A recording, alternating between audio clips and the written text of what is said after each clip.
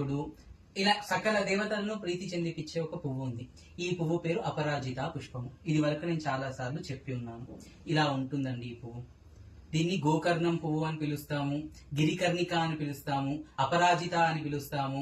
చాలా పేర్లు ఉన్నాయి మనకు వాడుక భాషలో. మీరే భాషలో పిలుస్తారో కామెంట్ చేయండి. అయితే ఇవి రెండు వర్ణాలలో వస్తాయి. ఇది శ్వేతవర్ణం.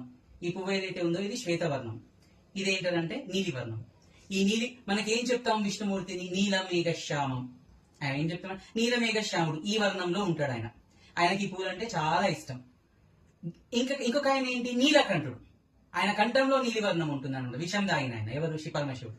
ఆయనకు ఈ పువ్వు అంటే చాలా ఇష్టం. మనం ఒకసారి అష్టమూర్తి తత్వంలో ఈ పువ్వు గురించి చెప్పుకున్నాం. అయితే దీనివల్ల మనకి ఏంటి అంటే కొన్ని పరిహారాలు చెప్తాను. ఎవరికైతే కోర్టు కేసులు ఉన్నాయి, కోర్టు కేసులలో మాకు విజయం కావాలనుకుంటే ఇలాంటి పువ్వులు ఒక 8 సేకరించుకొని స్వామికి అష్టమూర్తి తత్వంలో చెప్పిన 8 పేర్లు, భవాయ దేవాయ నమః, రుద్రాయ దేవాయ నమః అంటూ 8 పేర్లు ఉన్నాయి కదా, శర్వాయ దేవాయ నమః, ఆ పేర్లు చెప్పుకుంటూ వేయండి స్వామి వారికి. వేస్తే మీకు కోర్టు కేసులలో ధర్మం మీ వైపు ఉంటే విజయం ఉంటుంది.